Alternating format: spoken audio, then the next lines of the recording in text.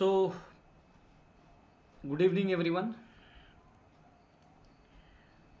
जैसा कि आप सभी जानते हैं कि आज से हमारा 11वीं जेपीएससी मेंस के लिए क्लासेस शुरू हो गए हैं। आप हमारा ऐप को डाउनलोड करके हमारे कोर्सेज को परचेज़ कर सकते हैं अगर आपको लगता है कि काम की चीज़ें आपको हमारे माध्यम से मिलेंगी।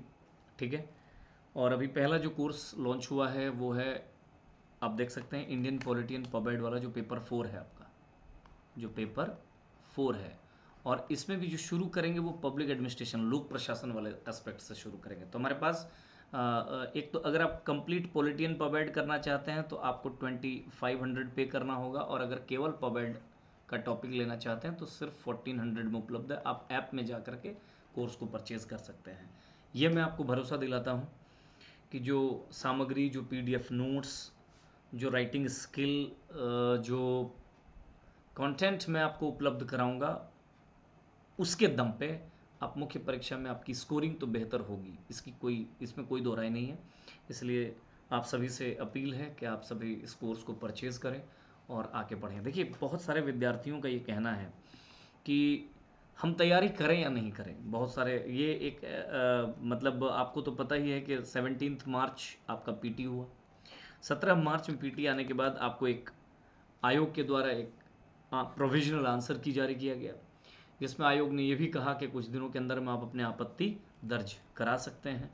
आपत्ति को कई लोगों ने दर्ज कराई। जैसा कि पेपर आया, जो प्रॉपर जो क्वेश्चन, प्रॉपर जो आंसर शीट जारी कराया गया आपके आयोग के द्वारा, बहुत हास्यास्पद बात है और बहुत अजीब बात है कि तकरीबन 12 से 15 प्रश्न दोनों पेपर को मिला करके गलत आंसर दिए गए। उसमें कुछ ऐसे प्रश्नों के भी आंसर गलत हैं जो कि मैंने एक आयोग या इस प्रकार के जो परीक्षा तो छोड़ दीजिए, मैंने 10th 9th के स्टूडेंट्स भी जानते हैं उसका आंसर, किंतु पता नहीं कौन से एक्सपर्ट्स बैठे हुए हैं, कहाँ के लोग बैठे हुए हैं कि इस प्रकार के प्रश्नों में भी गलत आंसर जारी कर दिया गया। जो भी हो, आंसर गलत जारी हुआ कोई बात नहीं, आपत्ति दर्ज करने के लिए आपको मौका दिया गया और दोबारा से रिवाइज्ड आंसर की भी आपको बहुत जल्द दिया जाएगा। इस बीच इस परिस्थिति में कई विद्यार्थी ऐसे हैं जिन्हें जो एक ऊहापोह की स्थिति में होते हैं कि हम पास करेंगे या नहीं पास करेंगे प्री, मुझे मुख्य परीक्षा की तैयारी करनी चाहिए या नहीं करनी चाहिए। मैं एक कोचिंग ओनर के तौर पर नहीं, एक सीनियर मोस्ट स्टूडेंट के तौर पर आपको एक बात बता दूं कि अगर आपको लगता है कि इस परीक्षा में आप अपना भविष्य देखते हैं बहुत ईमानदारी से,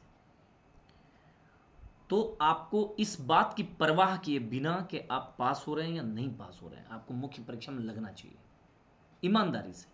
और एक बात और बता दूं आपको कि अगर 17 को परीक्षा हुआ है और आज अगर 13 तारीख तक आपने शुरू नहीं किया है तो एक बहुत बड़ा नुकसान आप कर चुके हैं,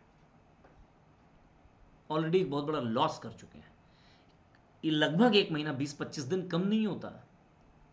आदमी चाहे, इंसान चाहे, एक स्टूडेंट चाहे तो इस 20-25 दिन में कम से कम आपका जो अपना जो रीजनल लैंग्वेज है, जो ऑप्शनल पेपर, उसको तो बेहतर कर ही सकता था, किंतु नहीं किए होंगे। और यही विद्यार्थी, आमतौर पर स्टूडेंट्स की गलतियां यही होती है कि वो अपने टाइम को पहचान नहीं पाते हैं, वक्त को पहचान नहीं पाते हैं और सही टाइम पे सही स्टेप नहीं ले पाते हैं, जो कि बहुत ज़रूरी होता है पास करने के लिए। देखिए, दूसरी बात, अगर आपको ये लग रहा है कि नहीं, मतलब अगर आप पास करेंगे प्रीलिम्स तभी मेंस की तैयारी करेंगे, तो फिर देरी हो चुकी होगी। तीसरी बात, अगर आपको ये लग रहा है कि अगर इस बार मेंस पास नहीं करेंगे, अब प्रीलिम्स पास नहीं करेंगे तो मेंस की नहीं, अगली बार मेंस को करेंगे, तब भी आपके लिए मुश्किलें हो जाएंगी, क्योंकि अगली बार अगर आप पीटी पास भी कर जाते हो तो मेंस में आपके लिए मुश्किलें आ जाएंगी। मेरा ये स्पष्ट मानना है, जो सिलेबस मेंस का है, जो सिलेबस प्रीलिम्स का है, उन दोनों ही सिलेबस पर अगर आप गौर करें, ध्यान दें, तो लगभग कुछ समानता आपको नजर आएगी। 80-75% चीज़ें। ऐसी परिस्थिति में हर एक विद्यार्थी को पीटी परीक्षा देने के जस्ट अगले दिन से ही मुख्य परीक्षा की तैयारी में लग जाना चाहिए। एक तो अगर पीटी वो पास कर जाते हैं तब तो वो विन विन सिचुएशन में होंगे। अगर वो पीटी पास नहीं भी करते हैं तो अगली बार जब पीटी आएगी उस बार वो बेहतर तरीके से तैयार रहेंगे, चाहे मेंस की बात हो चाहे प्रीलिम्स की बात हो। ठीक है, चलिए, कुछ नहीं तो कम से कम इतना तो आप कर ही सकते हो कि जो चारों जनरल स्टडीज का जो 4 पेपर है और चारों में से 20-20 क्वेश्चन, यानी 80 क्वेश्चन जो ऑप्शनल ऑब्जेक्टिव क्वेश्चन पूछे जाएंगे, उसकी तो तैयारी इन 20-25 दिनों में कर लिए होते आप लोग।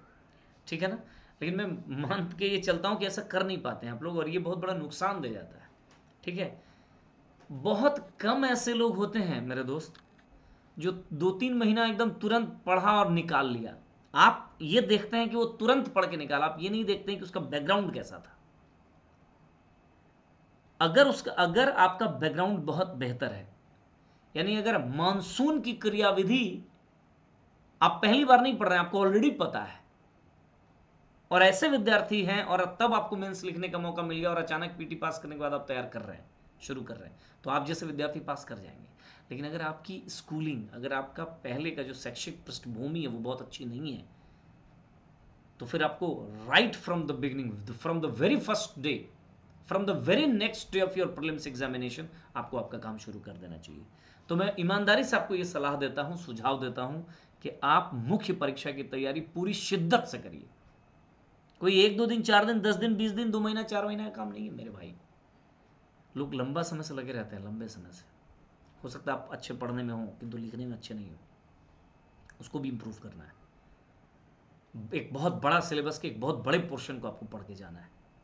कहीं ऐसा ना हो कि आप पीटी तो पास कर गए लेकिन मेंस रह गया, या इस बार अगर पीटी पास नहीं किए तो आप मेंस की भी तैयारी नहीं की, और अगली बार पीटी पास करके भी मेंस में डिस्क्वालीफाई हो गए, तो फिर आप वहीं के वहीं खड़े हो जाते हैं। कोई बहुत लाभ, मानसिक केवल संतुष्टि मिलता है कि हम पीटी पास कर रहे हैं।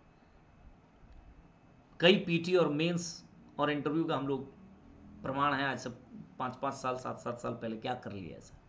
इसीलिए तार्किकता के साथ निर्णय लीजिए, और अगर आपको लगता है कि आप सिविल सर्विस के क्षेत्र में आपका भविष्य है, आपने तय कर रखा है, आप डेडिकेटेड हैं, आप समर्पित हैं, आप प्रतिबद्ध हैं कि मुझे सिविल सेवा के क्षेत्र में ही अपने करियर को, अपने भविष्य को संवारना है, तो फिर इस बात की परवाह मत करिए कि आपको कितना क्वेश्चन सही हो रहा है और कितना क्वेश्चन गलत हो रहा है। मुख्य परीक्षा की तैयारी यथाशीघ्र शुरू करिए। अंत में एक बात और आपको बता दूं, बहुत सारे विद्यार्थी पूछे ना सर कितना नंबर आए, कितने क्वेश्चन सही हो तो मुख्य परीक्षा की तैयारी करनी चाहिए। देखिए, मैंने स्पष्ट कह दिया कि आप अगर 2 क्वेश्चन सिर्फ सही कर रहे हैं तब भी मुख्य परीक्षा की तैयारी करिए, अगर अगली बार आपको देना हो तो। और अगर अगली बार आपको देना ही नहीं, आप स्विच ओवर कर रहे हैं, आप यहाँ पर अपने आपको दूसरे जगह मूव करने का प्रयास करें, तब छोड़ दीजिए। लेकिन अगर आपको यही परीक्षा दोबारा से फेस करना है 2024-25 में, 26 में, तो तब तो आप भाई लगे रहिए, पढ़िए। दूसरी बात, अगर कट ऑफ की बात करें, बहुत सारे विद्यार्थी पूछ रहे हैं, जिन भी बच्चों का कोई भी कैटेगरी में हो, अगर 120 के सामने हैं आप, माने 120 के सामने अगर आप हैं एक जनरल कैंडिडेट के तौर पर, 119, 120, 121, 125 ऐसे करके, या इससे ऊपर, आप पूरे मन से तैयारी करिए, कुछ भी हो सकता है। किसी भी एग्जाम के कट ऑफ में ये बहुत ही सामान्य सी बात है कि पिछली बार की तुलना में 5 क्वेश्चन इधर हो जाए या 5 क्वेश्चन उधर हो जाए। तो इसलिए अगर 120 के अराउंड आपका आ रहा है, मेहनत पूरा करिए। नहीं कर रहे हैं तो नुकसान होगा। इस वीडियो में इतना ही। धन्यवाद, नमस्कार।